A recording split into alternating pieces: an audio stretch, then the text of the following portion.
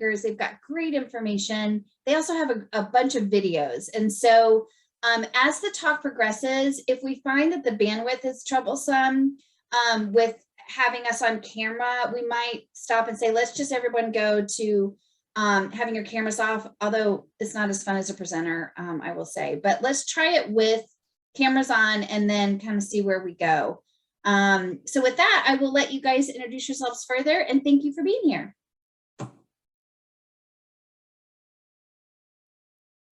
Okay, we're good. Yeah, we got it. With two of us here, we're bound to figure out technology today. It'll be great. So I'm Erin. I'm the PT version of this. I am our tall drink of water compared to our little tiny bubbly rainbow over here, who just exudes excitement everywhere she goes. So hopefully you guys will be enthusiastic about this diagnosis like we are, and hopefully it will kind of spur you guys to think about DCD for some of your kids who may be coming through who don't necessarily have the diagnosis formally. So we will share the screen. Make sure you did a little clicky thing.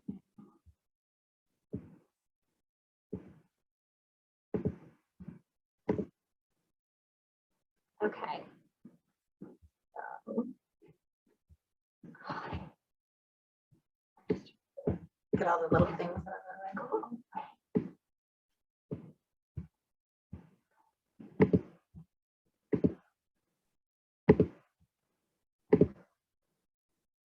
Okay.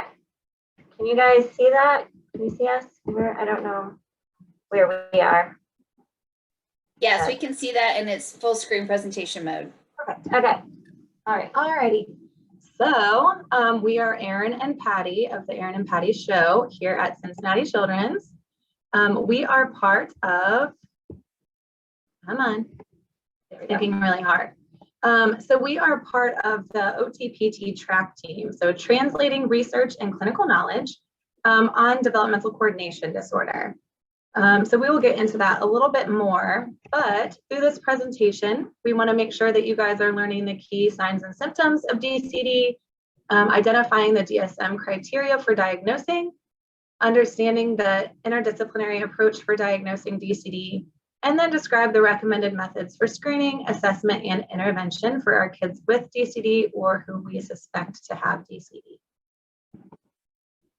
So with this, I feel like it needs to come with a caption because we had a poster presentation for our track team.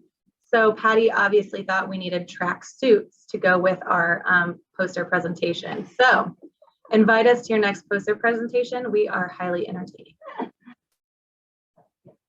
So with DCD, it is a diagnosis for kids who have impairments in motor planning and motor coordination that impacts their functional participation, and it's not better explained by any other neurological or medical condition. So it's often kind of a diagnosis of exclusion. And we wanted to start with just kind of a basic video of what some of our kids typically present as when they come into our clinic. So this little guy, I believe he was about 7 or 8 when he initially came in, and his referral was very specific because he was struggling with gym class. So his referral specifically said difficulty with jumping rope, jumping jacks. Like it was like very specific what they wanted us to look at. But then kind of teasing things out a little bit more. He also had a history of behavioral difficulties and ADHD and a lot of anxiety. So he was one of our first DCD guinea pigs and was willing to let us take this video of some of his different skills.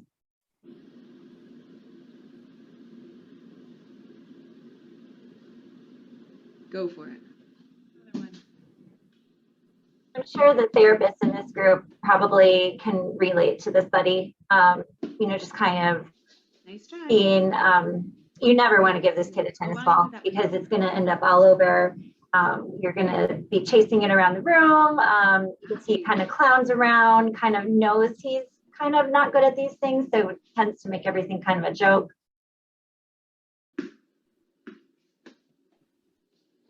That's a pretty good jumping jack for a DCD buddy, but that's the best you'll get.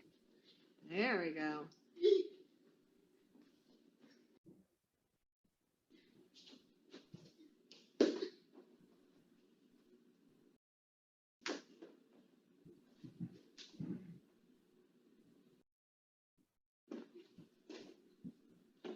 So as you can tell, he's kind of doing the same motor plan over and over rather than coming up with something new and different. So instead of kind of problem solving and planning out what he's going to do, he just keeps trying the same thing. And he realizes it's not working, but he can't come up with different strategies or ways to modify what he's doing to improve that motor skill. So for the DSM-5 criteria, there are 4 that need to be met, and a diagnosis must be provided by a physician. One of the things that is beneficial, though, is if you have a PT or OT who's kind of in your back pocket for this, because some of the assessments that we do, the physician might not necessarily know compared to other kids their age exactly how they're falling on the spectrum, but we'll get into all of that in a little bit. So first thing is that the child has impaired planning, learning, and execution of motor skills based on the age appropriate for them and their expectation for having tried it before. So if you have a kid who's never tried a bike and they can't bike ride, then of course they're going to have some impaired planning, learning, and execution of that skill. The next one is that those motor impairments impact various areas of the child's life. So it's not that they're just having coordination difficulties at school or they're just having coordination difficulties if they're at soccer practice. It's impacting multiple areas of their lives. The third is that the onset is in the early developmental period. So typically our kids will receive a diagnosis around the age of 5, kind of when they're going into that school situation in those school settings.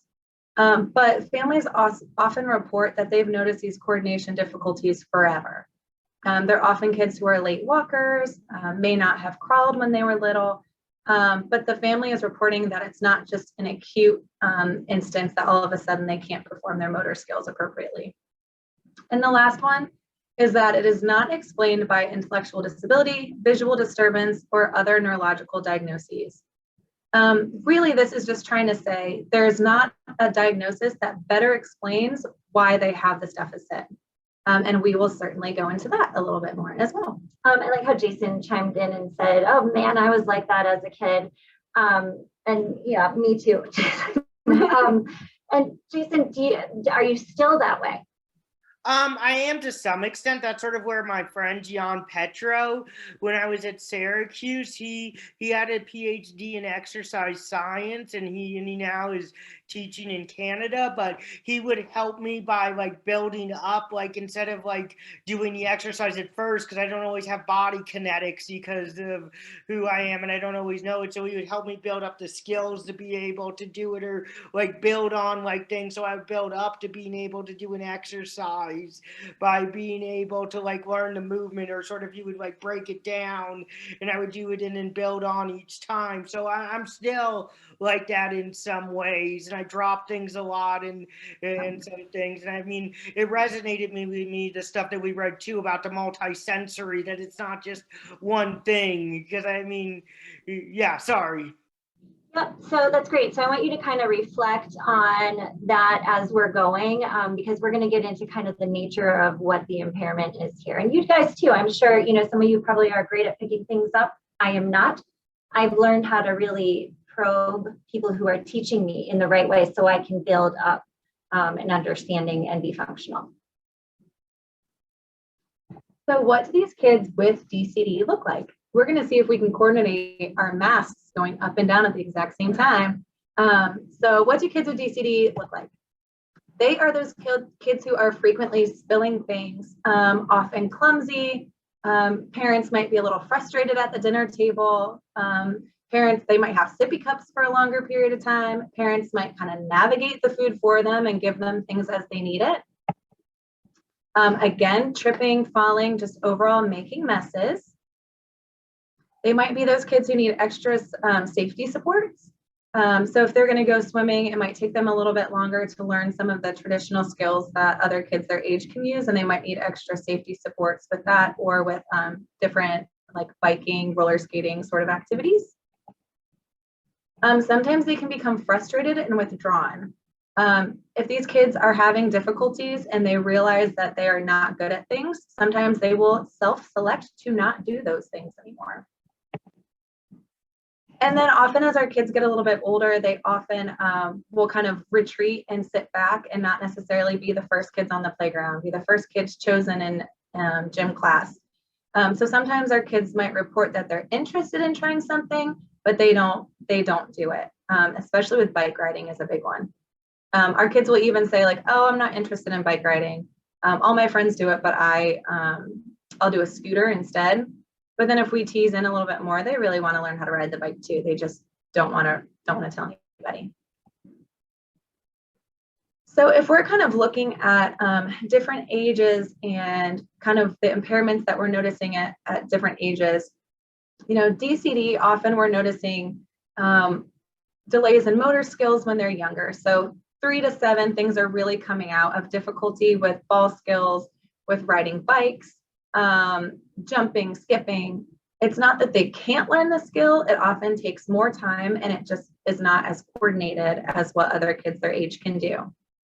As they're getting a little bit older and they are required to do more ADL type of activities, as far as eating with utensils, dressing, grooming, doing their shoes, zippers, coats, those sorts of things. We kind of notice that around 4.5 or 5, they start having some difficulties more in that area where they're required to do more. Then as they start going into the school age, noticing more issues with pencils, coloring, scissors, being able to write rather than just copy, and then also organizing their homework and their activities and their time that's required in order to get all that stuff done. And then again, as they start getting older, they might become more cognizant that their difficulties are starting to impact how other people perceive them. So instead of wanting to go up and write, I don't even know, do kids write on boards anymore? Of going up, yeah. So instead of wanting to go up in front of other people, if they have terrible handwriting, they might not want to go up and put their answers on the board. Or if they're in gym class and they're playing a game, they might be the last one picked. So often kind of around 8, we notice that there's a pivot between I'm really awesome and they're not super great at these skills. So around 8, they start saying, I can't do it. I'm not good at it. I don't want to. So we kind of see that social change. And I would say around, you know, it's a really quick pivot from I'm so goofy, I can't do it, to I don't want to I'm not doing that. You know, it's like they really, you know, this turnover into this rejecting everything, hating everything. I don't want to ride a bike, but whatever, you know, and it's we're hoping to grab these kids when they're still in that goofy, somewhat unaware of their performance.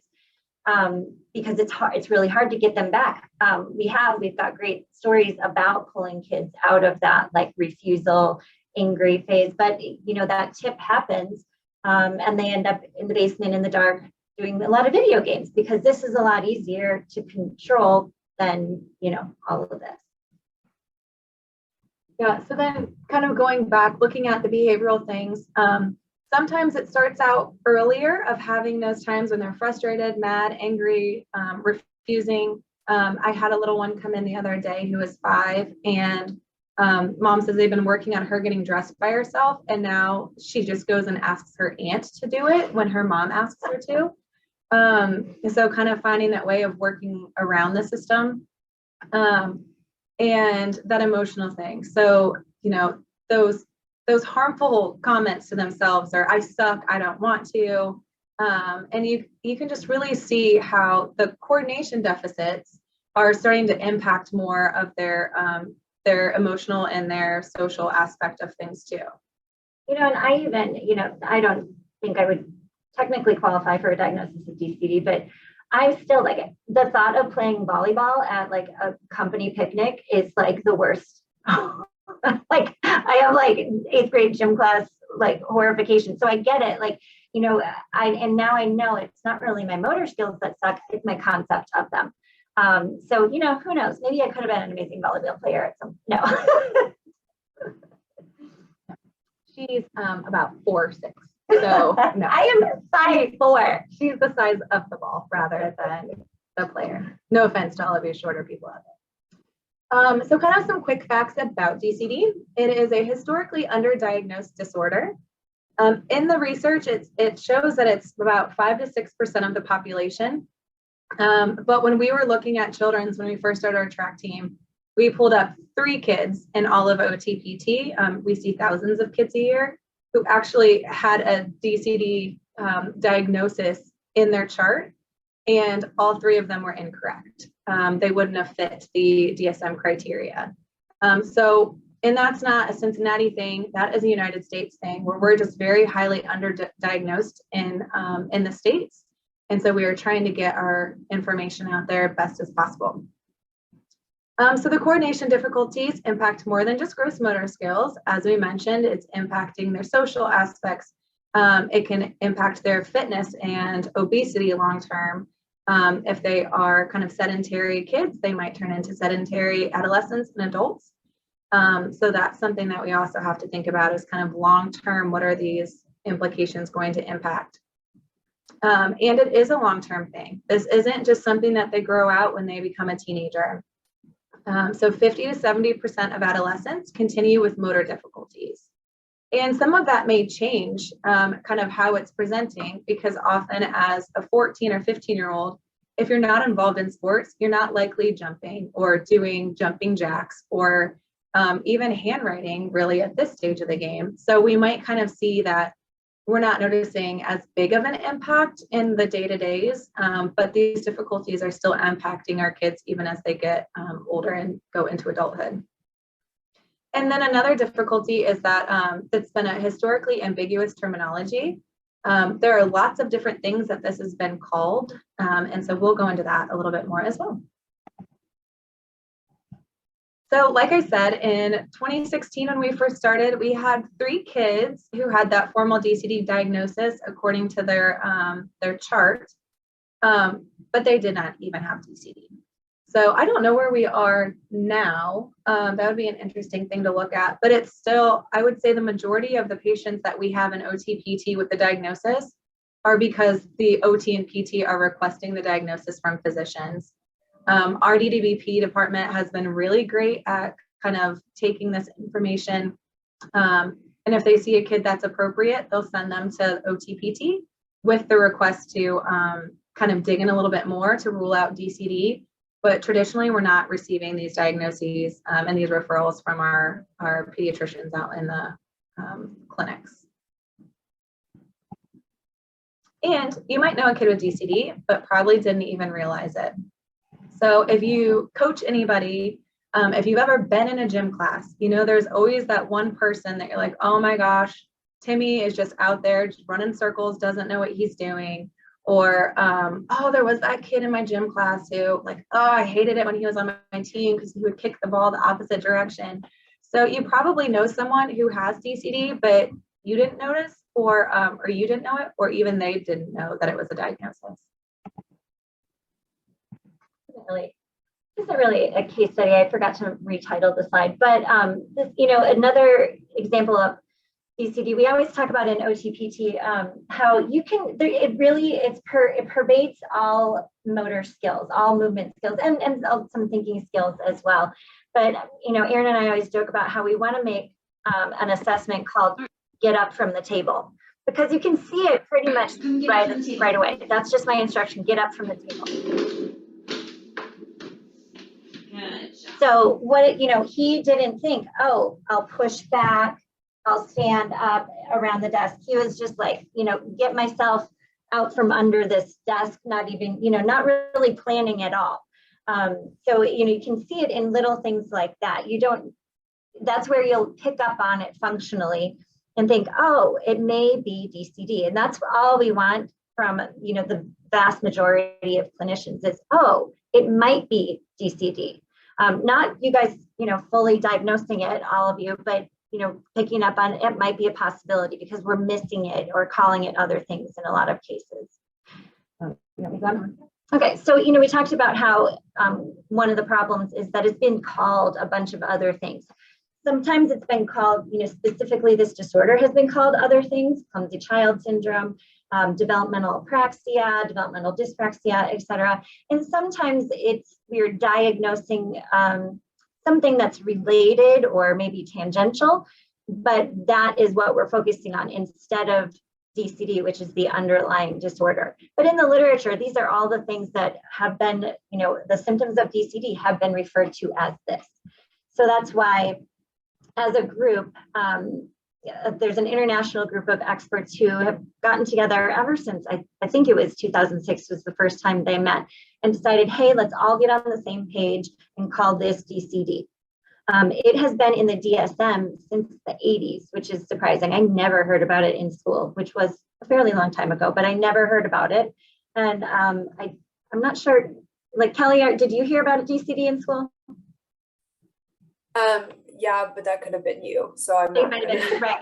Yeah. So, it's something that, again, it's such I think it's a huge chunk of our population that comes to us that, probably coming to us, for things that, just calling poor coordination, or they're going to sports ortho, or for OT, they're coming for sensory integration dysfunction or ADHD, and those all might be part of the problem.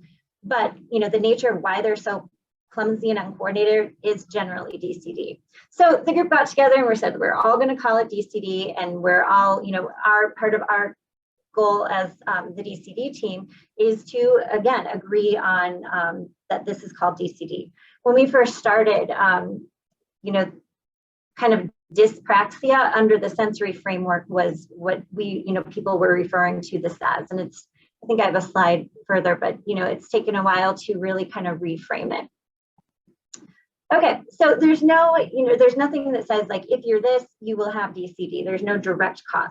But literature has shown that some things are related to a higher incidence of DCD.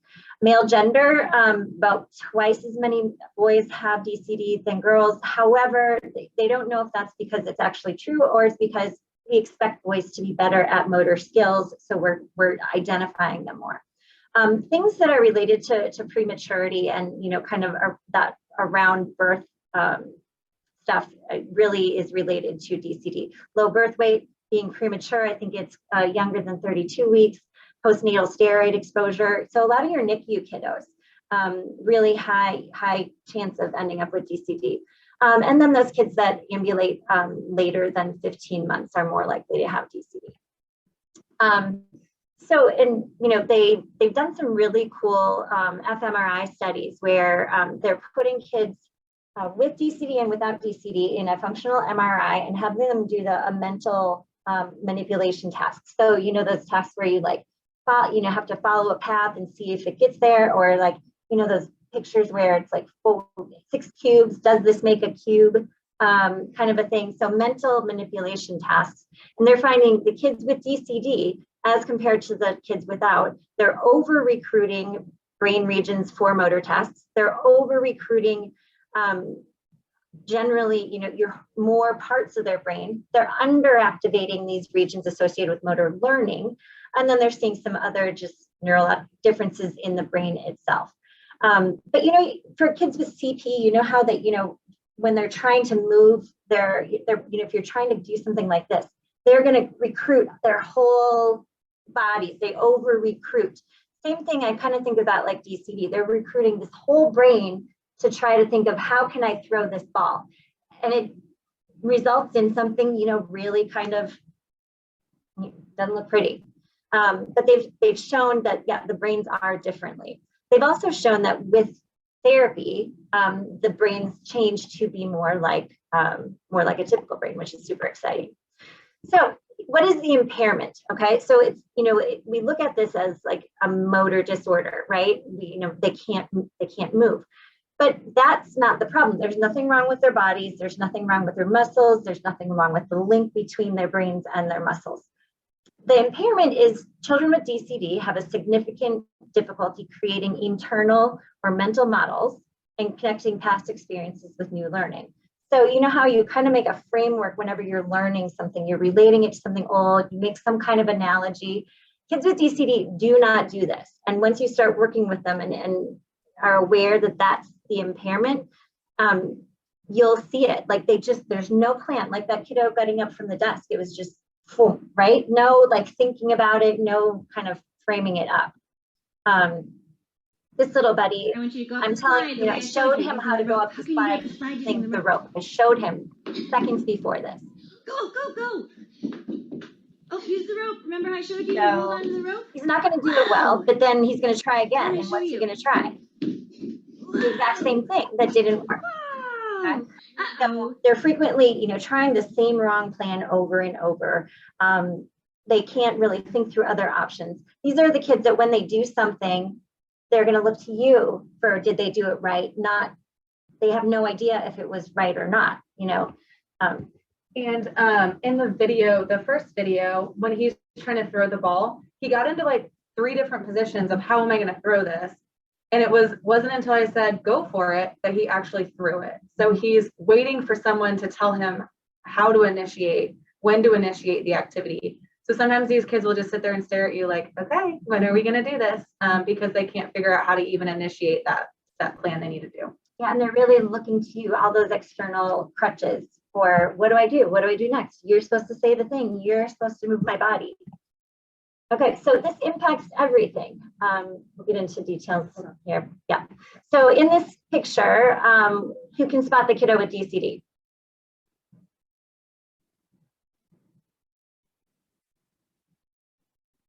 Oh, nobody. Whoop. Couldn't even line herself up. The one on the ground, yeah. Yeah, the one on the ground. Yeah, couldn't pull herself together to make the plan. Couldn't, figure out how can I stand still next to somebody else, and went to either silliness or refusal. So let's look at this in terms of the ICF model. Sally, we are familiar with this in this group? Okay. So, in looking at, how DCD impacts all these, levels of functioning, we are going to see, we're going to recognize, oh, maybe it's DCD in that activities level. They're going to have terrible handwriting. They can't do their self-cares. Their sports are going to be awful, tripping on stairs, etc. We can assess them, in OTPT at that body functions and structures level. We're going to note, in our assessments, terrible motor planning, timing, sequencing, fluidity, control, any of that kind of stuff. And then on the other end, this is going to impact their participation in everything that we want our kids to do: sports, group projects, classroom activities, recess, playground, all that kind of stuff. And then, of course, the environment and personal factors impact all of this. But I just want you to keep in mind, we're going to see them, we're going to recognize maybe it's a problem at that activities level. If you take one thing from this lecture, I want you to this is the thing that I think is most important. Is DCD a motor problem? Because we see it in their motor skills. They can't ride bikes, they fall all the time, they have terrible handwriting, okay? These are motor outcomes. But it's not the motor that's the problem. It's the thinking about motor skills that's the problem, okay? So DCD is a cognitive problem with motor symptoms. So keeping that in mind, the the brain connecting to the muscles is not the problem.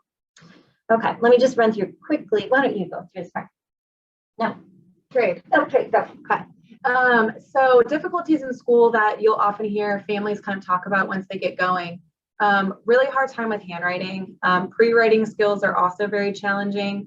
It's been really interesting for me as a PT, handwriting is not my thing, but it's interesting looking at how the kids with DCD are not actually seeing them as like letters and words. They're more of like a picture that they're trying to copy rather than a symbol that has a meaning. So it's really been interesting kind of looking how these kids write everything very individually. And we'll see an example of some handwriting later. So that's kind of one thing to keep in mind, is that it's not a fluid word, it's not a fluid letter. Difficulty with scissors, holding paper, doing artwork. So things that are supposed to be fun in school of doing the art can also be very anxiety provoking if they're having difficulty with all of those. We all might have those flashbacks of doing the locker combinations, but these kids really have the difficulty of having the fine motor control of opening those. And then a very sad one in my mind is opening those lunch items. I had a kid who every day they came home and they didn't have their Little Debbie snack. And like, this was a kid you knew loved Little Debbie snacks. And he said that he couldn't open them, so he just didn't eat it at school. So in PT, we learned how to open Little Debbie snacks because that was vital. So with gross motor stuff, having difficulty keeping up with peers at recess or in gym class, getting their coats and shoes on, especially tying shoes is a big one. Getting on and off the bus, or even knowing which bus in the big plethora of big yellow things out there, trying to figure out which one is theirs. And then getting that appropriate posture for circle time or class seating. These are the kids who often like fall out of their seats or can't sit still during circle time. And really, they don't even realize that there is a position I can sit in that's more comfortable than others. So we have worked on that in PT of trying to find a comfy spot to make it so they can sit longer for circle time. So here's an example of handwriting for a first grader. The top one, obviously, you can see the spacing in between the letters, the words, everything's relatively appropriately sized. We never, ever, ever, ever see that beautiful handwriting in OT, ever. And then so down below, you see poor Lucas, who wrote his name twice and can barely kind of get out the letters, barely get out the words. But if you look at it, you can see that each individual symbol is kind of individually written rather than just fluidly writing a word or a sentence. So we already talked about social implications. Big thing with these kids is anxiety is often something I see. A lot of these kids really, really want to please. So they might be those kids who are very interested and very engaged, and then are the ones who are like, sorry, oh, sorry, every time they're dropping things or doing different things that might not be their desired outcome. And then communication issues. Obviously, we saw the written communication is quite challenging. But our kids also, there's a big correlation between kids who have DCD and apraxia of speech. With all of it, it's trying to figure out how to get those words or those motor movements out. So often our kids will have some speech apraxia issues as well. As we talked about, those kids who are not good at activities often have decreased participation, decreased strength and endurance, decreased fitness, increases in weight, and then increases in joint issues. And then it just keeps cycling. So this is not something that ends. Often our sedentary kids become sedentary adults. But if we can intervene and get them participating more and feeling better, having ways to participate in things that are that make them feel good and move their bodies, then we can reverse some of this. So it's a bigger issue than just learning how to ride a bike or having better handwriting. We feel like it's just a hugely impactful intervention that if we can intervene at the right point, at the right time, we can really make a life change.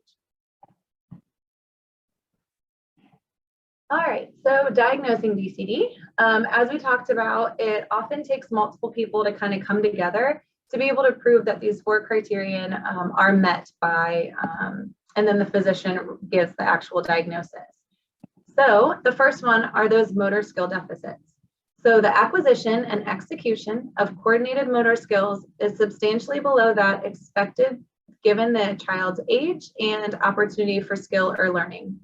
So if you have a child who's kind of been in foster care their first 5 years and never had the opportunity to dress themselves, to do anything with coloring, we're not going to immediately jump to DCD. We're going to give them some time to see if they can catch up based on their opportunity for learning new things. But often as we're interviewing our families, they often describe difficulties with age-appropriate skills, such as bike riding, shoe tying, and handwriting are kind of our big dings that we will hear from families. Ball skills. And ball skills, yes. But often if I'm thinking like, oh, is this just a gross motor thing, or is this kind of impacting everything? I will ask about shoe tying and handwriting to kind of look at the OT side of things. And I'll ask about sports. Yeah, we're a perfect team. So these kids often look clumsy, as you noticed. They often fall, trip, bump into things, drop things, and it takes them longer to learn new skills. Or you might hear a family member say like, oh, their younger brother is so much better at these ball skills, or their little brother just learned how to ride a bike and this kid hasn't. So those are usually some of the big things we're hearing based on interviews. So there isn't a specific test that can diagnose DCD. but there are tests that can identify those motor deficiencies. So if you are one of those pediatricians, reach out to the kid's OT or PT for some standardized testing scores. And if they don't have an OT or PT, you can just put a referral in stating provide standardized testing to rule out DCD. We've done lots of education in our department and it will get done. We also provide a letter to physicians that have scores. So you'll be able to kind of see those norm references and the scores once we perform those tests. And CDVP has gotten really good at identifying this and asking for, for us to do the testing, considering this as a diagnosis. It's been awesome. Want to do B? Sure, B. So in criterion A, we're going to just assess and compare motor skills as compared to a normative population, an assessment. But it has to meet criterion B, which says that it impacts participation. So those motor skills identified in criterion A significantly and persistently interfere with activities of daily living that are appropriate to chronological age. So it has to get in the way of things. If someone, kids that we see later, like myself, I may have qualified when I was younger, but at this point in my life, I found a way, I'm good at my fine motor skills. I found a way around my gross motor skills. I run, I go forward. I don't do anything with a stick and a ball ever. Mm-hmm. So, it's not really negatively impacting my participation. So, it's okay if these kids self-select around it. When we get them younger, though, maybe that doesn't have to happen. So, it has to be interfering with multiple areas of the child's life. It has to get in the way of school, handwriting and homework, has to get in the way of leisure, sports, scouting, any kind of that stuff. Has to get in the way of home performance, getting dressed is the main thing. So it has to, pervade multiple areas of the child's life.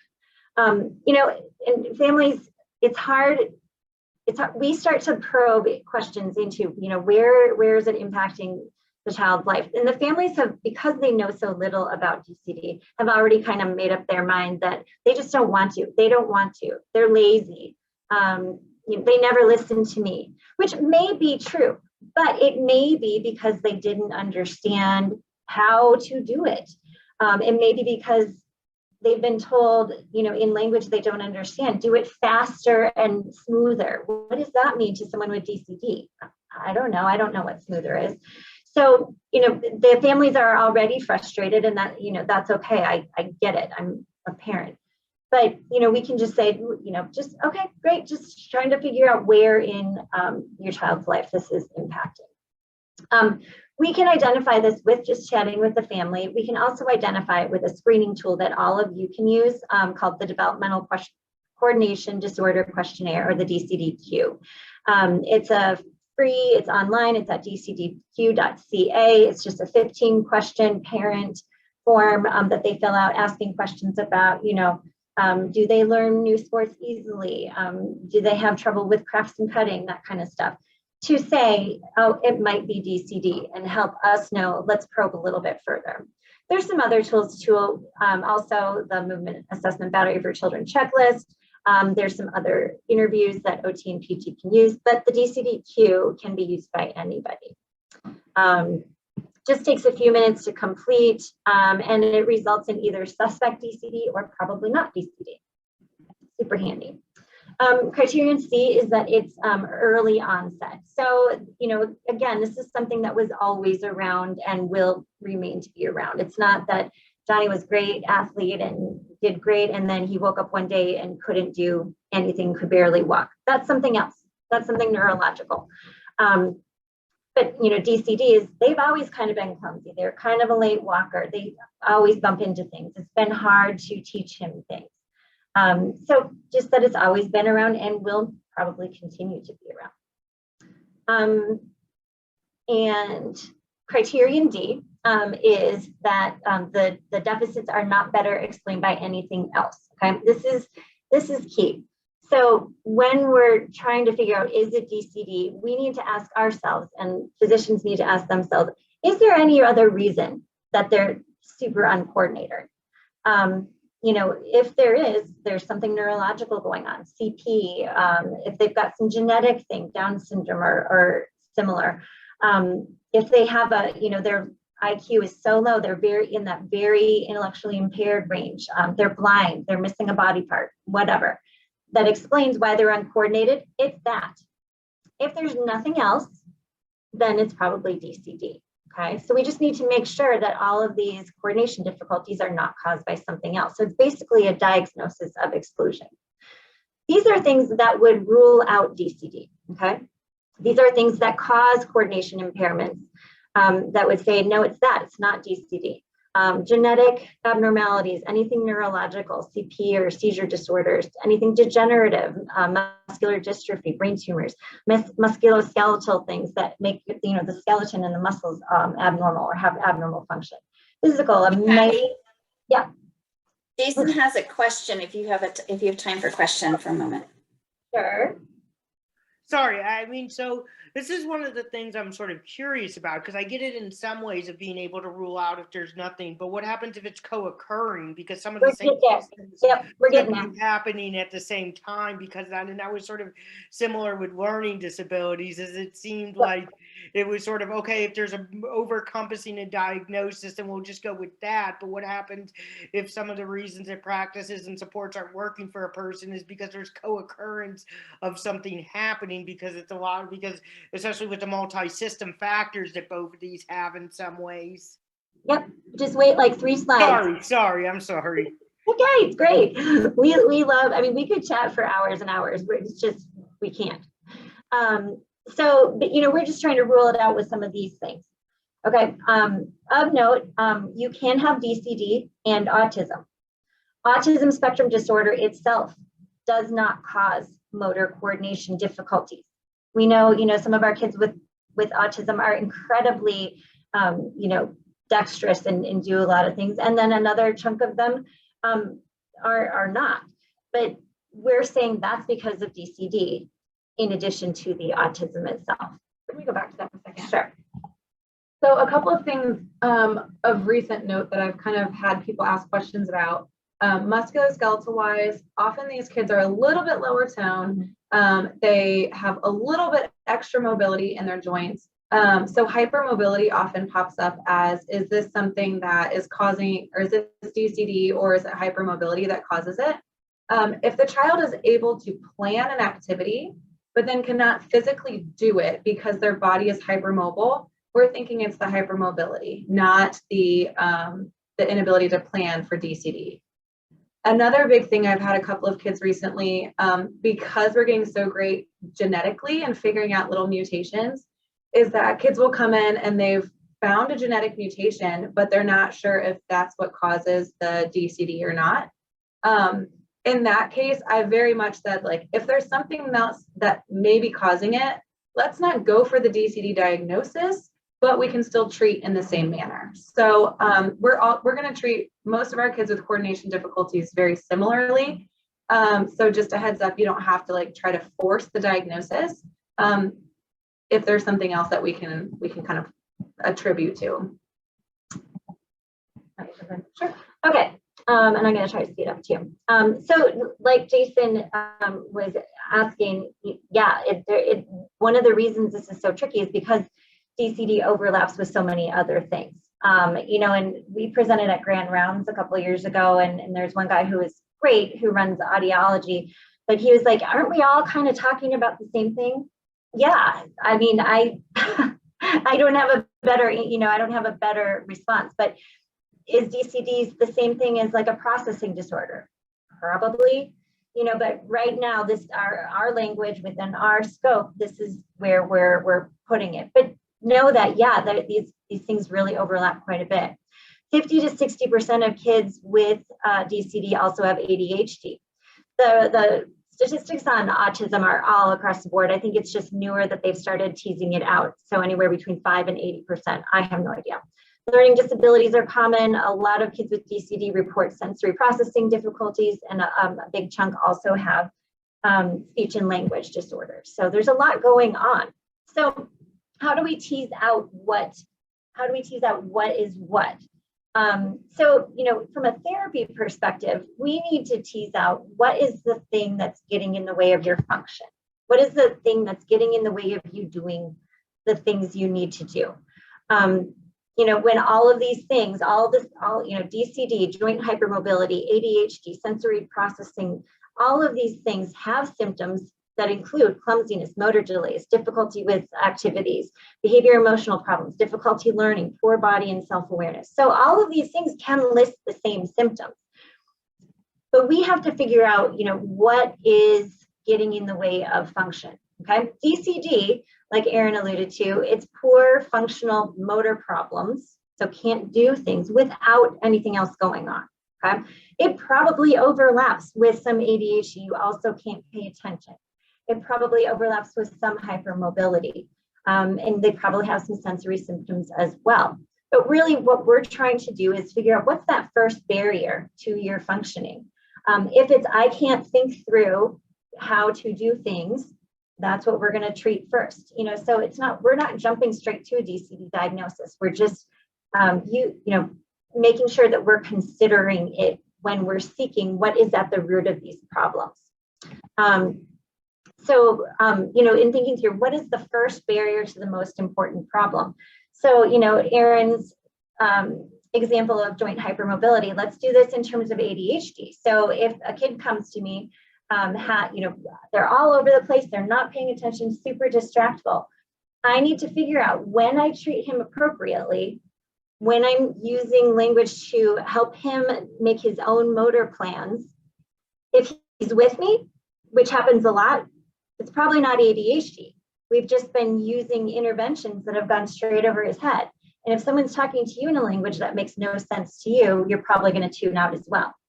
However, you know, if you've got a kid that is all over the place, you know, and when you know that they can talk about their motor skills and you're on the same page and you can work through things, but the problem is that they just can't focus on what's going on, then it's probably ADHD. Most of the time it's both, you know, and we've got to figure out all of the above. And we've got to say, all right, I can only get this far with my coordination treatment. I really need you guys to address the ADHD, or vice versa. It's not clean cut, but again, if you're trying to tease it out, what is that first barrier to that most important problem is what I always ask myself. Okay, so got to zip. Yep. So Sally, as far as our overall timing, I know we do this and then the case study for 30 minutes. You guys have until 2:30. That's when the parents are going to join. So Keep going. Yeah, okay. And then we'll Yes. talk about. Cool. Awesome. Just wanted to clarify, we didn't have to like stop specifically. Okay, so now what we want to tell you a little bit more about intervention. Yep, sure. All right, so the big thing when it comes to interventions is that we are wanting to directly impact the activity and participation pieces of the ICF model. So traditionally as PTs and OTs, we might go in and look at balance and try to impact balance. We might look at strength and try to impact strength. But really with these kids and adolescents with DCD, we are going straight to activity and participation. And if we see improvements in those impairments, great. But overall, we want to see an improvement in their activities. So if we're kind of looking at the difference between that, activity-oriented interventions address that functional motor task. It can be the entire task of doing, you know, if you're working on throwing a ball into a hole, it might be the whole task, or it might be kind of modifying it or changing it. Maybe I'm going to use a different ball to make it a little easier or something, but you're still working on the task at hand. And we're going to be using cognitive strategies and problem solving. So talking through it, working through it, problem solving to figure out how are we going to get that functional activity completed. Where process oriented is really looking at those body functions or like the traditional old school therapies of strength training, coordination training, improving strength and range of motion. So often those are just doing reps of an exercise or doing, you know, looking at just sensory integration or things like that. So it's really looking at the bottom up versus the top of this is the thing I want to impact. So our little gold star tells us activity oriented is what we are focusing on. So again, it's interventions to improve the body functions and structures. They may be effective, but there's limited evidence to actually show whether or not they're improving activity and participation. But if we are actually hitting the activity and participation, we know there's an improvement there. And who cares if you can do one more sit-up than you could before? Or who cares if you can, you're now a 5 out of 5 on your bicep strength if you can now do the activity you couldn't do before. I know we like to gravitate towards some of those impairment reduction things because you can measure them. It shows, it's clean.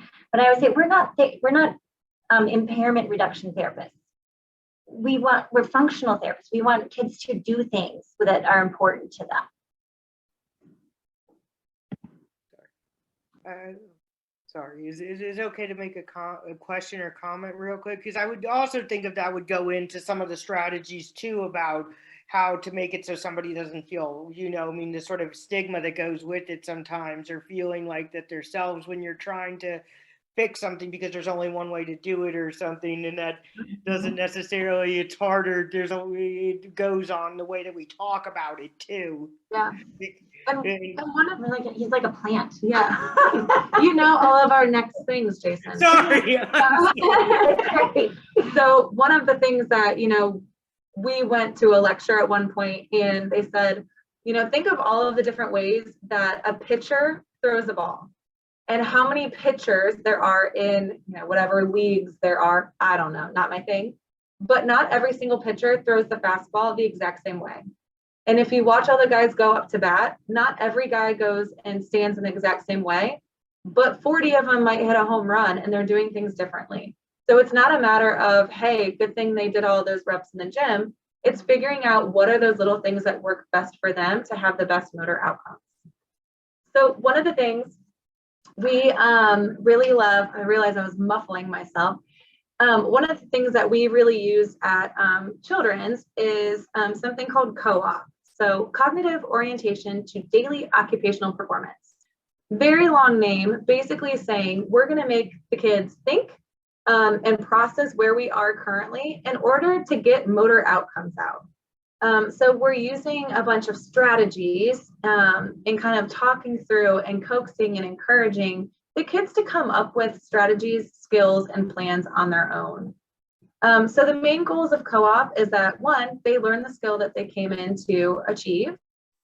2 is that they are learning new strategies. And the main strategy we use with co-op is something, it's called goal, plan, do, check.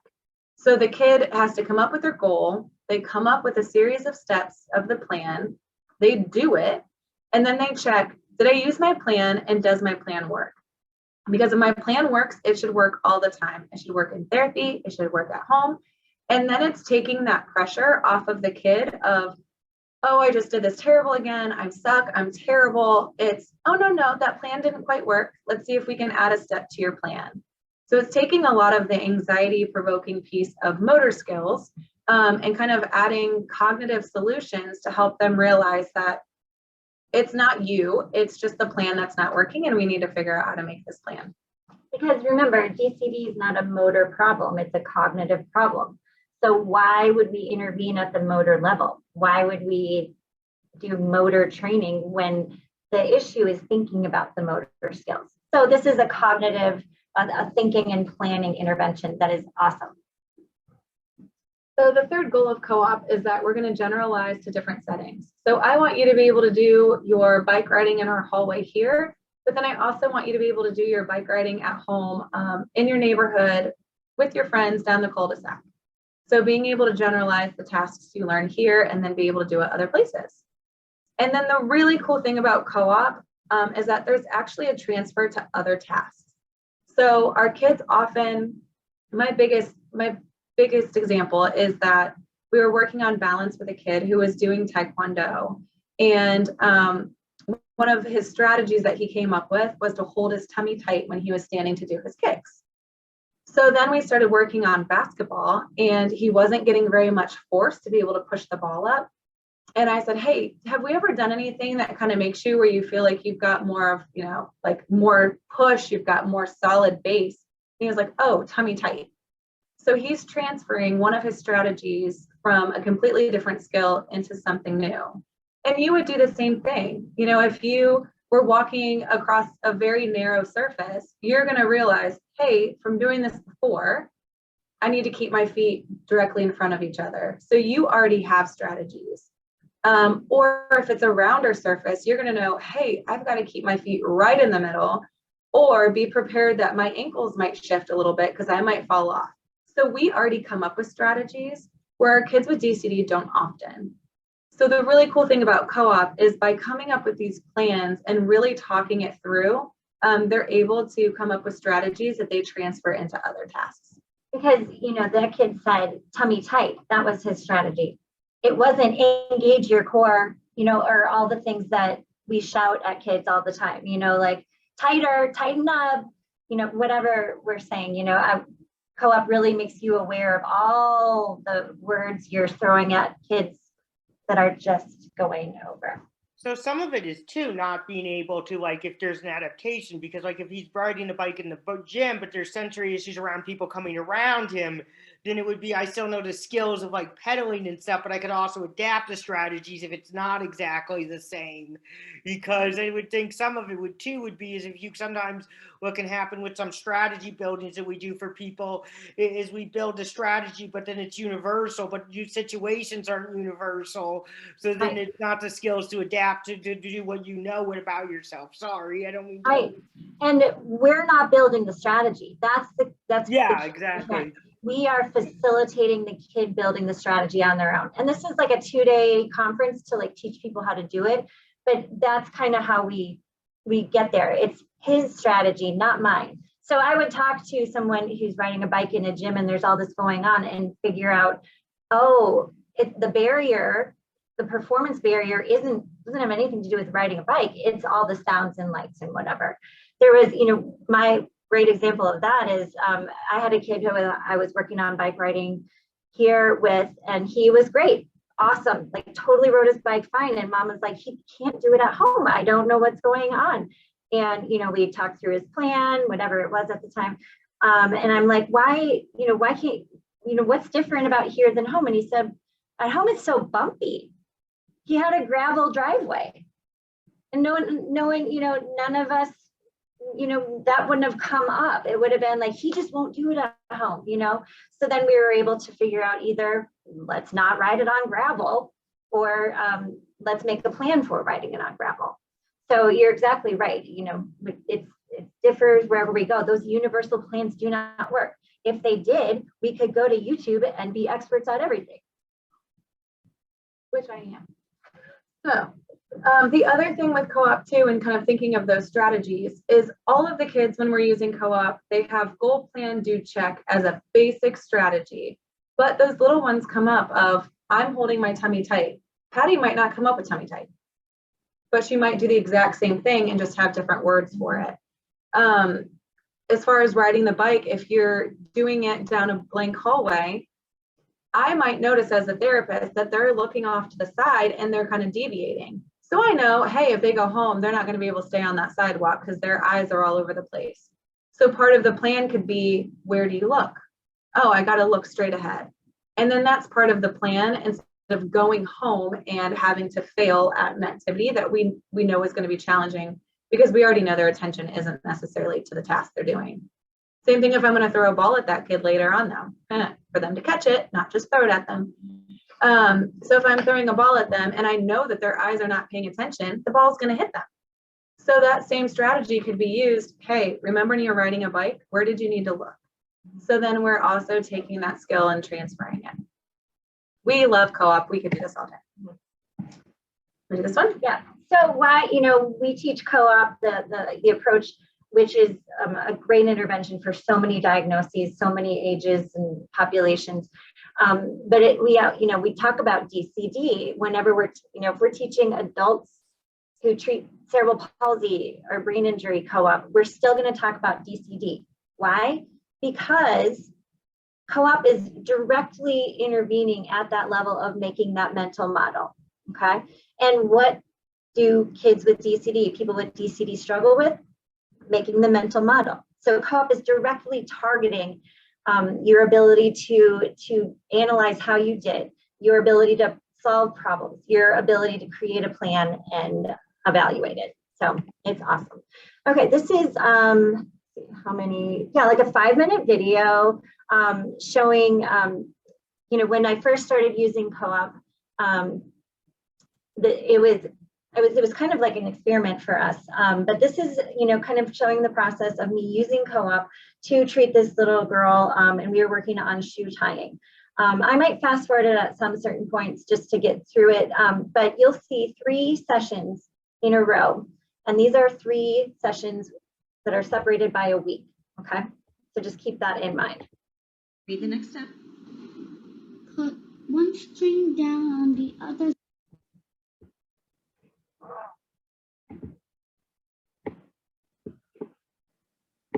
The other string over. Okay. Grab the strings in it next. Okay. Take the lace on top and move hand closer to the eggs. Okay. So she is reading the plan that we created together. Put it under the hole with my right hand. So that's her language. Take it, pull it out with my right hand. Okay. And she's saying right and left hand. A lot of kids don't know right and left. I don't care. She, you know, I said, what's this hand? She What's said different that. about yours and mine? Great. Don't If they touch don't it. know Just that, look we at can say mine. this hand and that What's hand, different? whatever. Yours is smaller. Smaller loop, and what else? It has a what?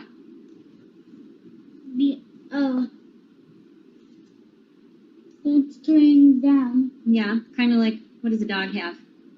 A tail. Yeah, so it kind of has a tail. Again, I'm leading her to the answer. I'm not Okay, so telling her grab one how lace to do this. in the middle. And Handle what? Now, hey, now watch as you wiggle and wiggle and wiggle. What happens? And this girl has Yeah. pretty raging ADHD. And she's not medicated. But she was with me Pull down. 45 minutes of shoe tying. Pull down. Good. Good job. Look what you did. Look what you did. Oh my gosh. You scared me. you scared me. Did I scare you? That was awesome. Yeah. That was awesome. Mac can teach Okay. my Yep, friends. it's okay. Okay, you ready? Grab laces and a V. This is 1 week later. Put one string down on the other side away from you. How much more comfortable she is with the language. And that shows me she's been working on it over the week at home. And we have a really hard time getting kids to work on things at home. Grab one lace in the middle. But not when they understand it. And she's with me Pinch it because together. we're using her language, not mine. Blah. She's not regurgitating Patty's story about, you know, the tree and the bunny going around the hole and whatever. She's come up with her own plan. And I taught shoe tying. I taught it in stupid language and analogies for 15 years and never quite got there. Damn. Excellent. You did it. Yay. Yay. That's I went awesome. from 45 You have minutes to talk me through it. I just wanted to about 5 minutes, 8 minutes. And now this is 1 week later. And I said, just put the plan down, just try it. Again, this is when I first started doing co-op. So I didn't know what was going to happen. Now you can see she's mouthing, she's saying the plan to herself without the written plan even in front of her.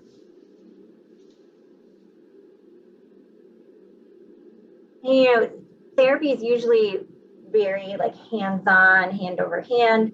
You can tell from my body language, like I'm like trying not to touch her because one of the main things is I want her to move her body. I want her to come up with the ideas, which is, it's tricky for a therapist who just wants to like.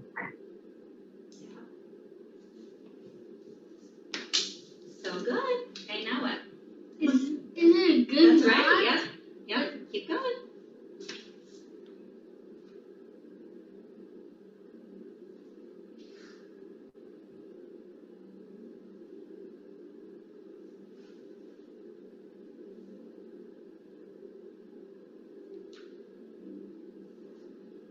So she's talking herself through it because we intervened at that planning level.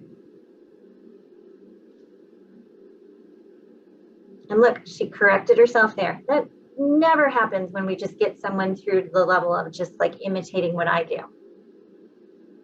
It's not truly knowing it. It's Oh my gosh, imitating. Shreya, you tied it. That's the plan. You did it. How did you know how to do that? So good. Yay.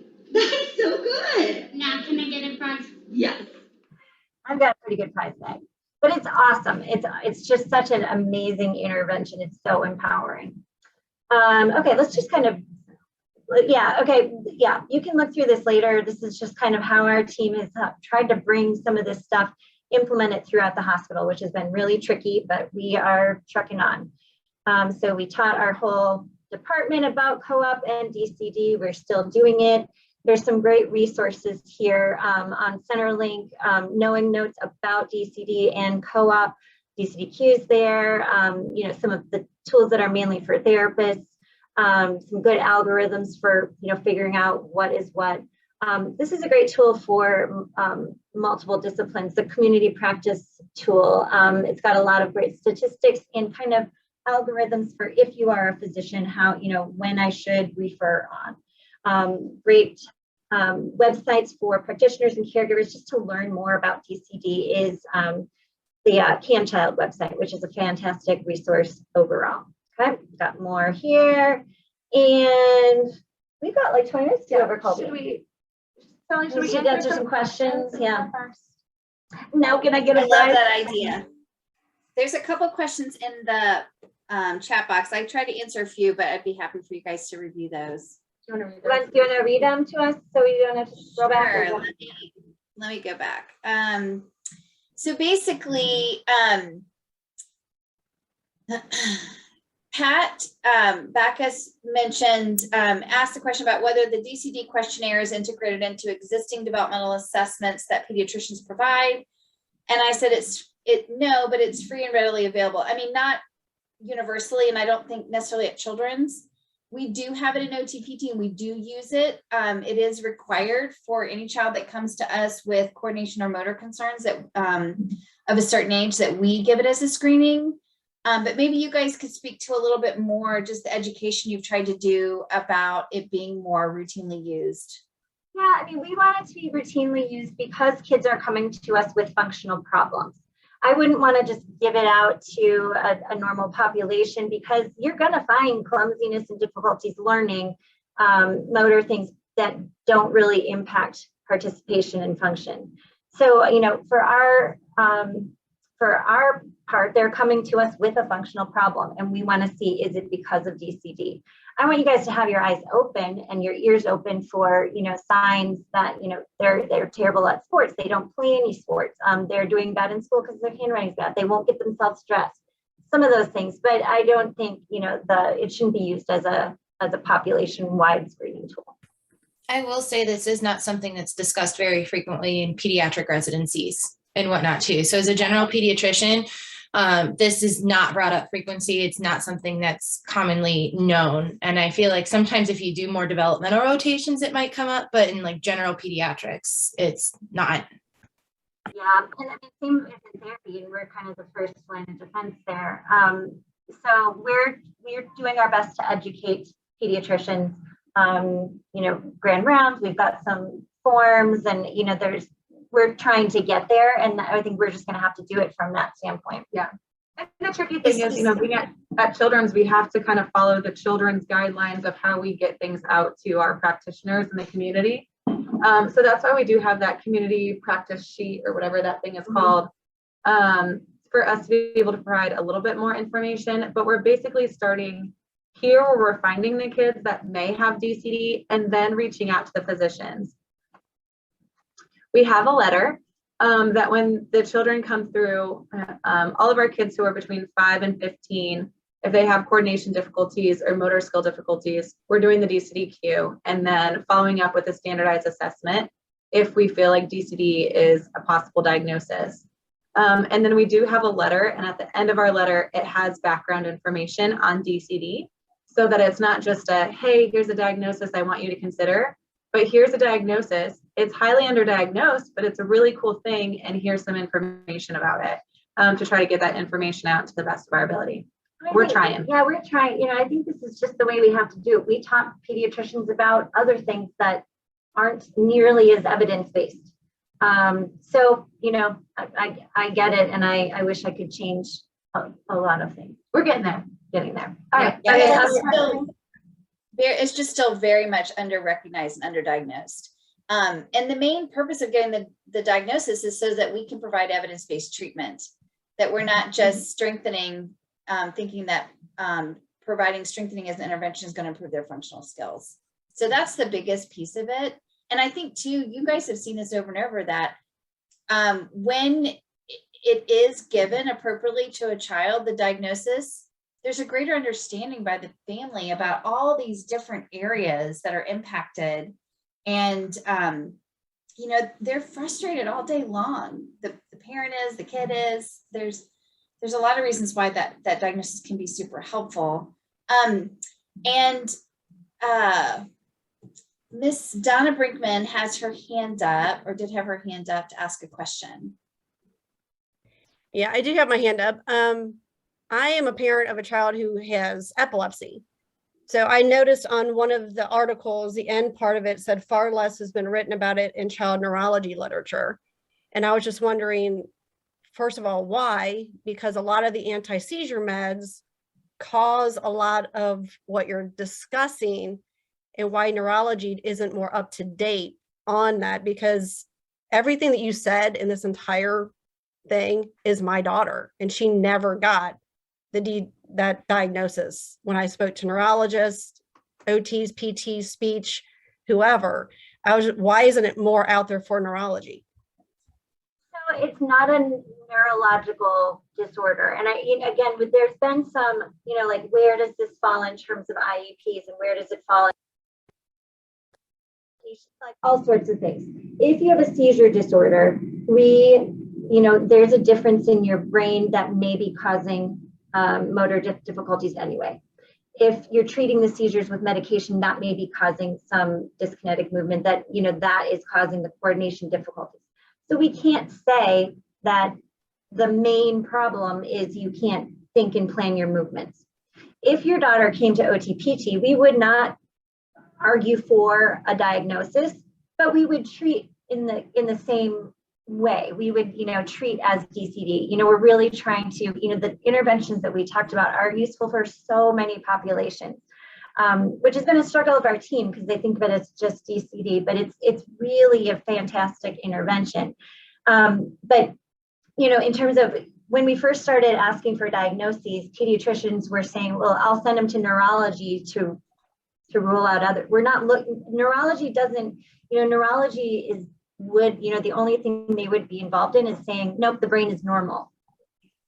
But if there's anything that they pick up in the brain, then we can't, we would not give them a diagnosis of DCD.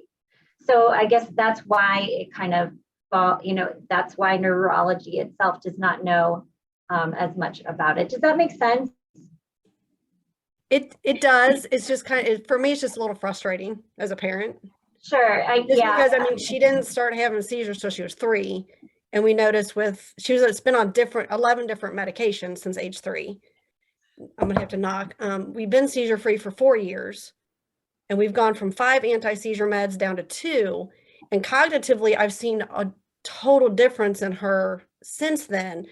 So my idea is it probably was the meds that caused a lot of it. She's been on 5 for such a long time. But the interventions helped, and we did everything we could at home. We did the OT, the PT, the speech here at the house, whatever we could do. She's in Special Olympics. Took us a while to get her swimming down, to get her feet to kick at the same time as her arms, but we worked on it and she's got it. But that's just, I guess with my thinking is, if we know they're going to be on these meds and it can cause those delays, maybe not the DCD disorder diagnosis, but the interventions. Intervention research, evidence on intervention has changed a lot over the past 5 to 10 years. And, you know, I really want therapists to really think in this top-down manner and really treat the function, really treat the plan to do things. I want people to stop doing, you know, bottom-up strengthening rep interventions, and it's moving there, but it's not there yet. So, you know, I think, you know, to your point, and your daughter, hopefully if she came to OTPT today, she would get a better product than she got a couple of years ago, because we know more. But, you know, if you want me to bring her down anytime, she's 22. She's more than happy to party with anybody. She is in for anybody. That's awesome. That's awesome. Were there any other questions? Seeing my old lady eyes who I'm like squinting across, I can't see anything.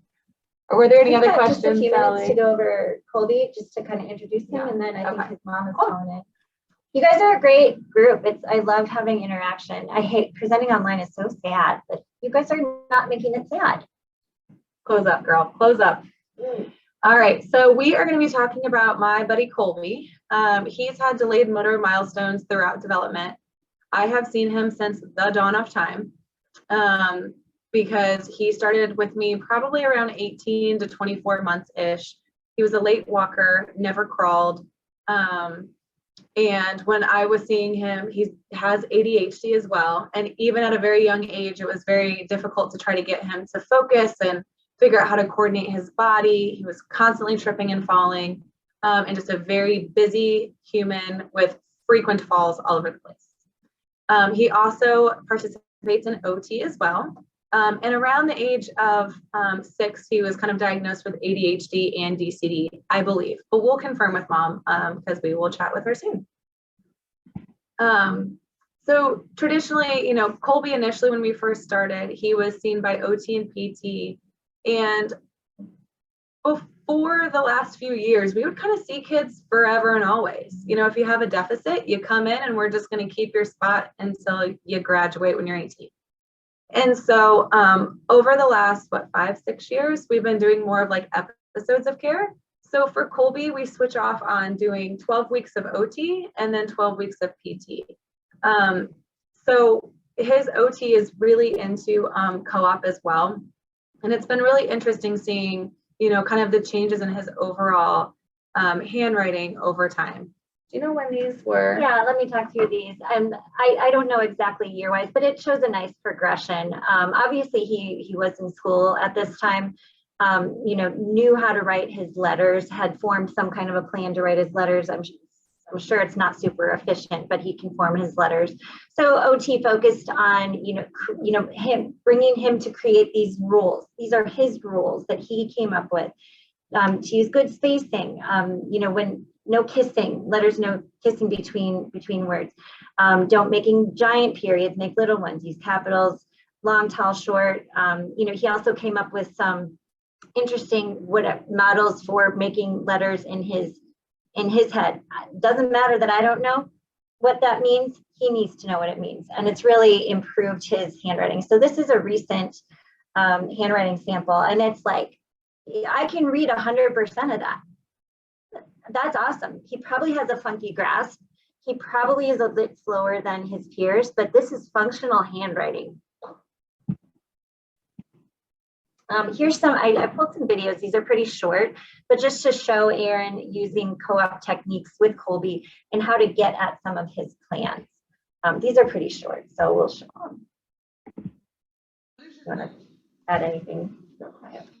Yeah, so one of Colby would come in, and he still comes in, typically before we're about to do a round of sports. So if he was going to play baseball, he would come in a month or two before baseball would start, so we could get kind of a jump start on whatever skill he needed for that sport. Same thing with basketball. He'd come in, we'd work on dribbling, shooting, passing, and then when it was time for him to actually start with practices, he had already had a couple of weeks of kind of refreshing and reminding and kind of coming up with plans to make things easier. So, yeah, so Kind of probing.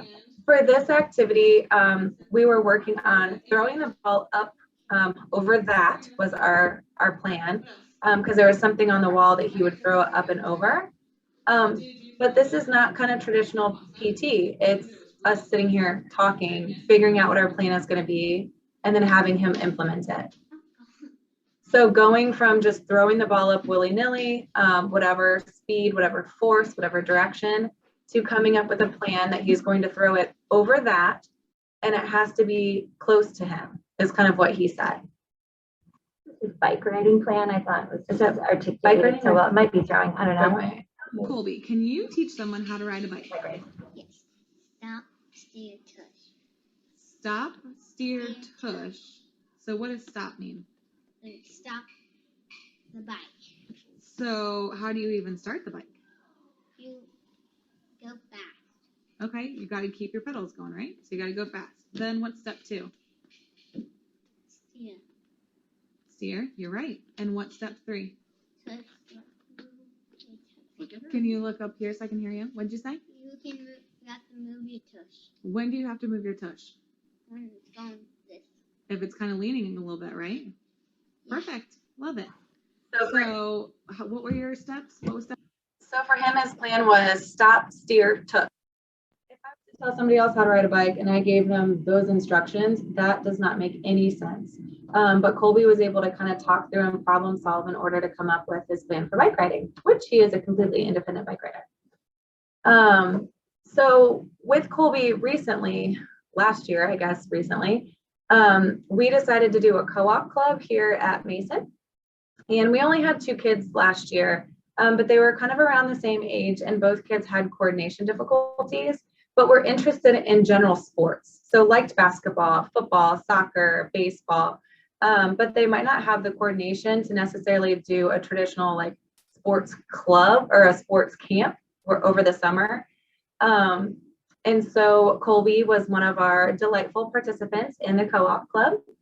And his overall goals were to address sports-related activities like kicking a soccer ball harder, improving his running endurance during games, and making an athletic move before getting rid of the ball. So in soccer, if the ball would come to him, he'd immediately kick it to somebody else rather than like maybe he could dribble it down. Maybe he needed to turn, pivot, do something. So coming up with that athletic move. So co-op club was 8 weeks, twice a week for an hour. And we performed a couple of tests and measures beforehand, which we've done with him before just to get his DCD diagnosis. So we're looking at his overall motor skills, and he scored in the red zone, so 5th percentile or less, in manual dexterity, balance, and then his total scores. We also had some, less than 5th percentile, 5th to 25th percentile, and ability to kind of participate in daily activities compared to other kids his age. So this was a very generalized participation measure. And then the COPM looks at his specific goals that they have, and the family score where he currently was when he first started, and their satisfaction with his score when he first started. So we're gonna show this video of Co-op Club, and this was Colby and his other buddies. I find my way through the darkness. I battle hard, that's how I'm made. And I may not heal from all these bruises, but I'll be better off this way. So it rushes in like a wall of water. Things tend to change when you don't wanna. Don't be afraid when the pain falls on you. Let it wash away all of the hate on your shoulders. You gotta take it day by day. Keep moving forward no matter what they say. And when the thieves try to steal your faith, keep pushing through them, 'cause there ain't no other way.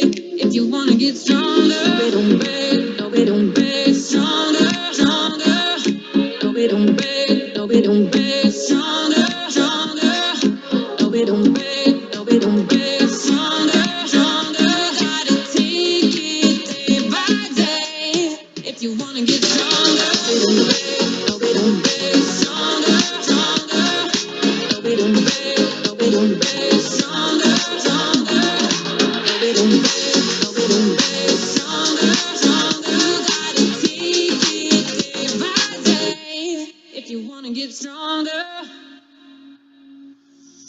I've been on the brink of broken. Stripped of my shadow on the floor, like the broken bones inside my body. Oh, I'll be stronger than before. You gotta take it day by day.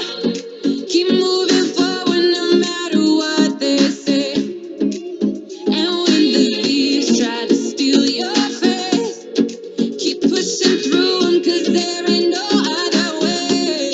If you wanna get stronger, we don't break, no we don't break. Stronger, stronger, no we don't break, no we don't break. Stronger, stronger, no we don't break, no we don't break. Stronger, stronger, gotta take it day by day. If you wanna get stronger, no we don't break, no we don't break. Stronger, stronger, no we don't break, no we don't break. Stronger, stronger, no we don't break, no we don't break. Stronger, stronger, gotta take it day by day. If you wanna get stronger, no we don't break, no we don't break. Stronger, stronger.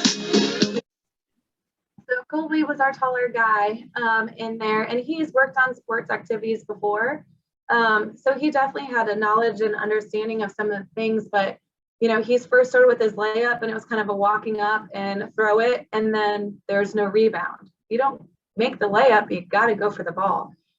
So, you know, just kind of problem solving, talking through it. And then by the end of it, he'd shoot that layup and he'd be there to get his rebound if he missed it. So co-op camp was really cool because we got to kind of figure out where the kids were on their own levels and help them improve where they were.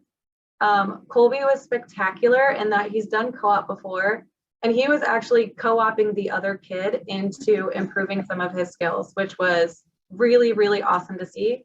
Because initially Colby was my, you know, one of my kids who said, I don't know. And I had to tease out words and tease out things for him to process through and think through. So the fact that he was co-oping the other kid was awesome. My job as a therapist is done. So as far as when we finished co-op club, he was still red for manual dexterity, which was a lot of like fine motor, handwriting, little tiny things. But he made it to the green percentile or the green zone in aiming and catching and balance. And typically, I'm not training these kids to improve on their standardized testing. And so I'm starting at the activity and participation level, and we saw improvements in that impairment-based level. So it was really cool to see improvements even on that. And we use something called the performance quality rating scale, where the therapist can kind of score the difference of how kids are doing. And there was significant improvement in what we were seeing, but then there was also a significant improvement in what the family was seeing. So it was a great thing for us. So we provided our information to you if you have questions, concerns, issues. Patty and I are obsessed with DCD and co-op. We love questions. We love talking to anybody at all times. So feel free to reach out to us if you have questions or if you want us to speak to somebody. We like talking. Patty and Aaron, I don't see Colby's mom on here, and Marta was saying she sent her the link but didn't get a response, and she wasn't worried. I'm on here. Oh, I'm you on are? here. Yeah.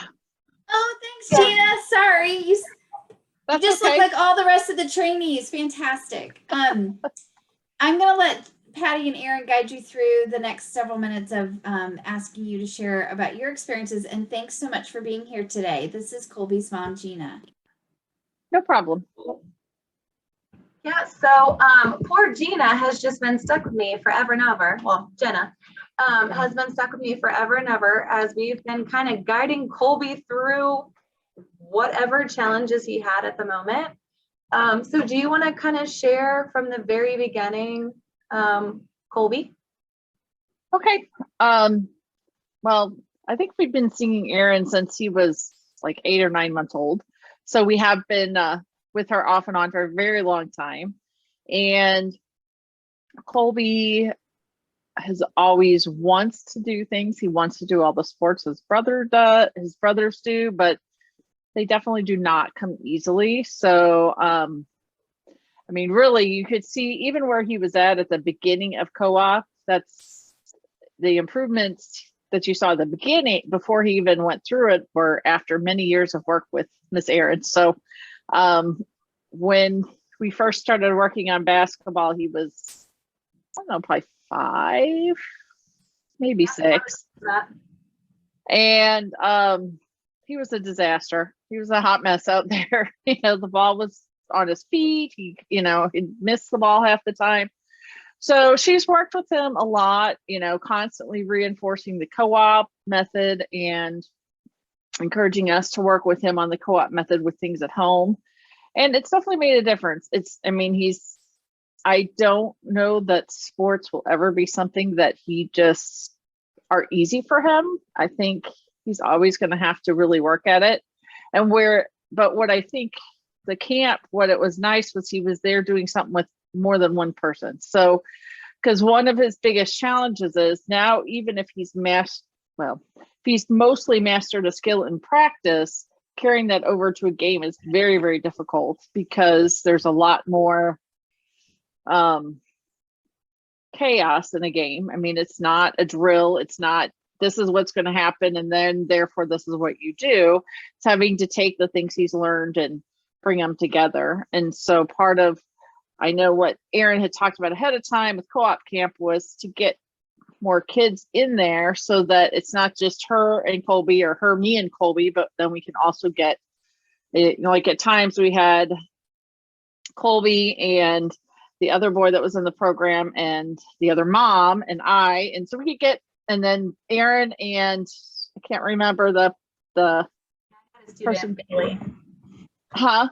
Bailey, yes. And so, I mean, you could get 6 of us out there, which made it a little more of a challenge for the kids. And that's what Colby needs for sure, so that he can get closer to, you know, the chaos of gameplay, because that's ultimately what he wants. He wants to be able to participate in sports and be good at them like all the other kids. So I do think that's, you know, the advantage of that camp versus, I mean, the one-on-one is very helpful and it helps reinforce things, but what the co-op camp helped with was trying to take those skills and move them to the next level, which is thinking on your feet. Yeah. And I don't know if you can tell during the video, I don't like to lose. So I'm not the therapist who's going to let the kids score on me unless they actually do what they're supposed to do. So Colby wasn't just going to get the ball and shoot it super fast. His goal was to do an athletic move. So if he was just going to shoot it on me, he wasn't getting it past me. If he did an athletic move, then great. You just, you know, juked around me. Great. You scored. You deserved it. So it was really nice that we got to do that with Colby. And I also love watching the 2 boys throw the ball back and forth together. Neither of those boys had great throws. Neither of those boys had great catches. We've got 2 kids with coordination difficulties, and they're passing a ball back and forth together and catching it. So it's just like mind blowing to me, because that's dangerous to be on either end of those throws at the beginning. So I loved Colby in co-op club, but as far as just kind of other areas that you've noticed the coordination difficulties, or you know, obviously you've been doing PT forever and always, and he's a sports related kid, but what other things have you noticed with him? In terms of where DCT affects his life, pretty much everything. We've been doing OT almost as long as we've been doing PT. You know, it took him a long time to learn to tie his shoes. He still hates to do it, but he's capable now. You know, he doesn't like to wear jeans because you have to zip them up and button them, but he's capable now. But that, again, took a long, long time, a lot of probably years of work with Miss Allison to get there. You know, making a bed at home, because he's also, in addition, he's got a challenge of ADHD. So you've got, you know, this kid who has trouble focusing, and then also has trouble getting his body to do what it needs to do. And can be a really interesting combination. But so pretty much, I mean, almost everything at home has always taken work, you know. Well, you clear your plates from the table and try not to spill all the food that's left on your plate on the floor. You know, if you have food left on your plate and you're trying to scrape it into the trash can, you know, you got the combination of not getting the food all over the floor, not dropping the plate or the silverware in the trash can. You know, there's pretty much not an area for him that it doesn't affect. I mean, we've even seen some effects in reading, especially when he was younger, that were probably related to it. So really, you guys were kind of one of my first guinea pigs when it comes to the DCD diagnosis and kind of working through the system of figuring out, you know, what is this? Is there an underlying cause? So, you know, do you feel like getting a DCD diagnosis, you know, impacted your guys' family, you as a parent? How do you feel about the DCD diagnosis in general for you guys? For us, it really helps them to understand, you know, because kids, you wonder sometimes, are they just being stubborn? Do they not want to learn to do this because they don't want to do it? That does happen sometimes. I mean, even now, Colby knows how to tie his shoes, but he will like to say sometimes, well, I can't. And it's like, no, you can. You just don't want to. But knowing what the diagnosis and knowing what it meant, you know, kind of helping to frame, get an understanding of what that involved, what was different in his brain that made the challenge happen, also helped us not only at home to be able to help him, but even when we work, because he does do sports out in the community, and being able to tell his coaches, okay, here's what's going on and here's how you can help him. I mean, I think it helps them not be as frustrated as well. Yeah, I think one of the biggest things that I've kind of heard overarching is that caregivers, coaches, teachers, therapists are often like, I keep telling them, and we've done it 1,000 times and it's the same thing.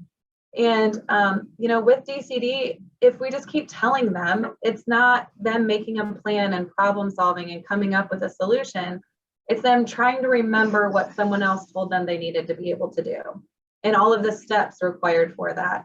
And so, you know, the fact that you guys can advocate for him with coaches and say, hey, you can't just keep telling him the same things over and over.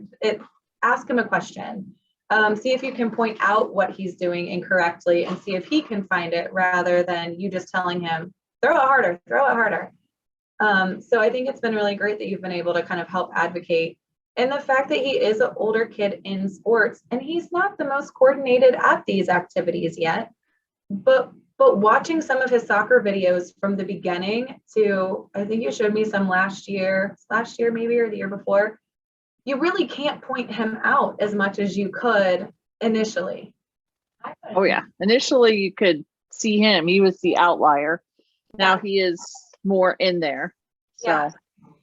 We also, one of the things we worked on in therapy was, we're not just working on the skill, but there were times that we had like the little people out and we're just saying, okay, if we're moving the ball down the field this way and someone kicks it here, where should all of the buddies run? You know, so just to have him problem solve and try to plan out those unexpected events that happen in, you know, in a sports environment where you can't predict what the next move is.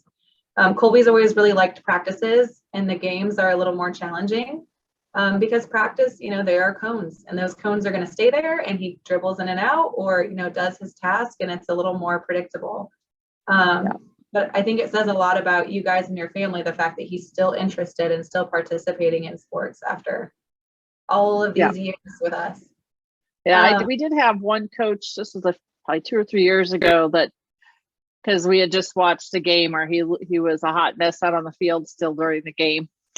And I talked to, because this was it was actually a club team, which we couldn't believe they put him on it, but the coach had been working with him for a couple of years. And he was definitely by and far an outlier on the team, but the coach was very patient. And he told me, he said, yeah, he is the only child I've ever had who loves practices and dreads the game.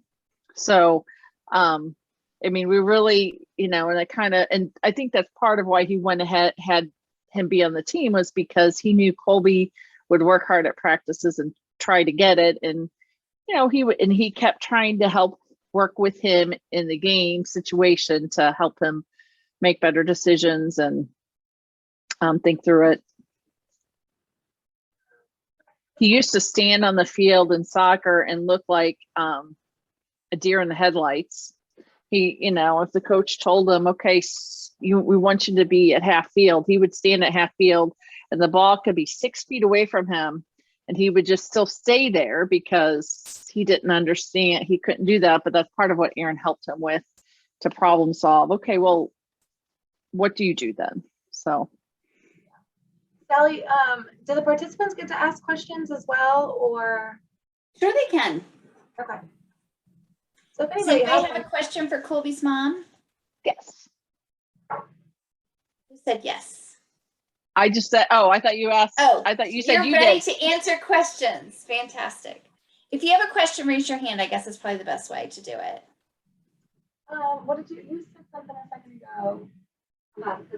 Yeah. Yeah. Patty's multitasking. I'm sorry. My only minute to eat.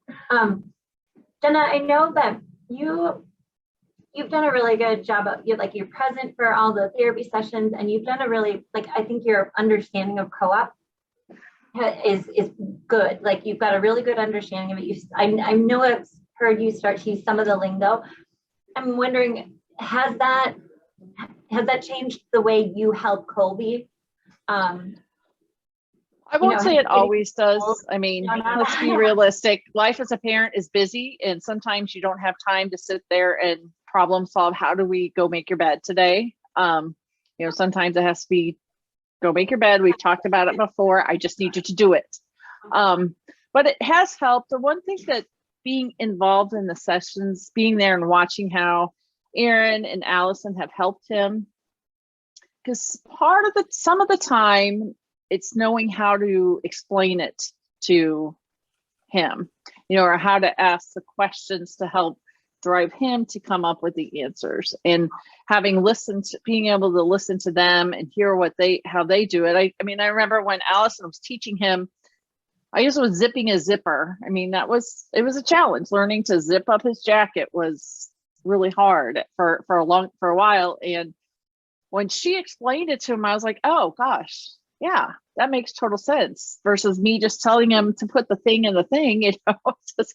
But she was able to put it in terms he could understand, which has helped me at home, I hope, at least somewhat, be able to take some of those same methods and do those with him at home too. Looks like Kelly has a question.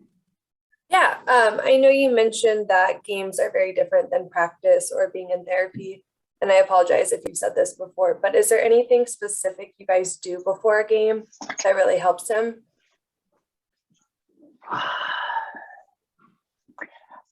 I don't know if there's, well, one thing is make sure he gets his Ritalin, but besides that, I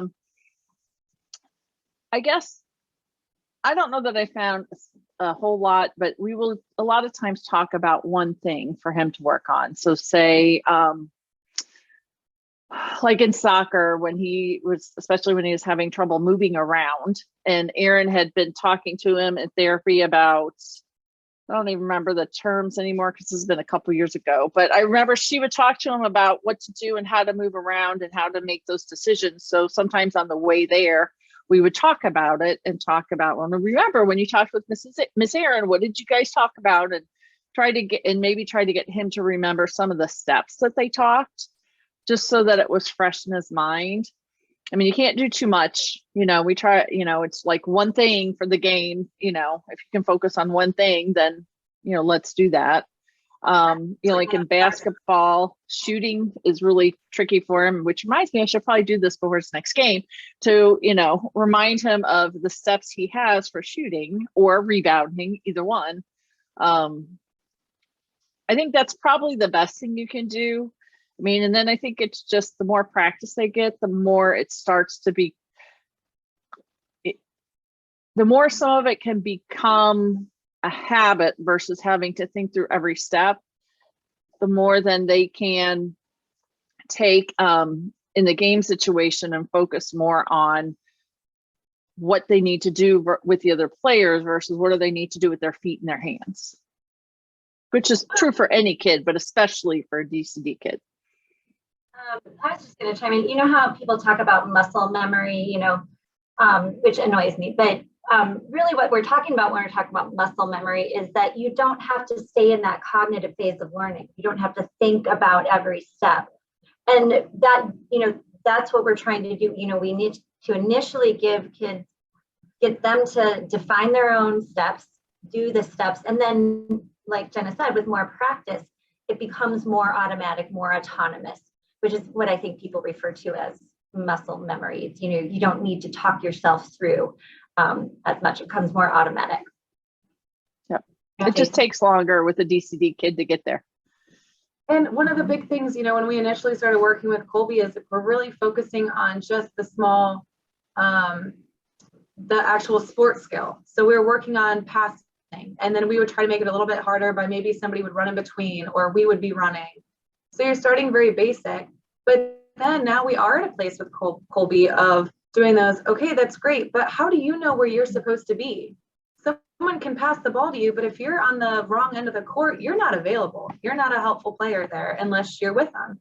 And so he's got the idea of how to pass already in there. And now we can think a little bit more about like, oh yeah, if I want to catch that pass, I can't do it back here. So that's where I felt like Co-op Club was really helpful of getting those things in there. But you're right, we're focusing on one thing at a time, which is one of the big key components of co-op is addressing one thing at a time. Jason, Aaron, I think yeah. Jason has his hand up. Yep.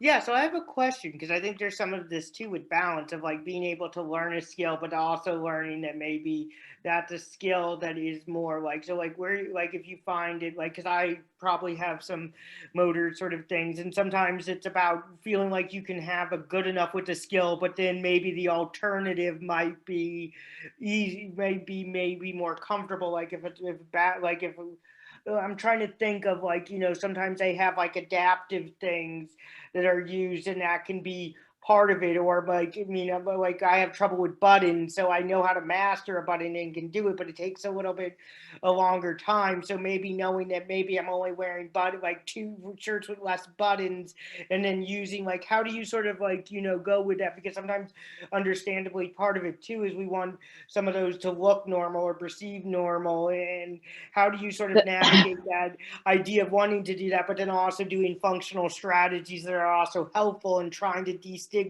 that there might be other ways to do it as well? With sports, it's a little trickier because, I mean, if you're in a soccer game, you're in a soccer game, and they're not going to make it different for you. Now, I know there are places where they'll have adaptive sports, but he's not really, that really hasn't been something that we've done with him.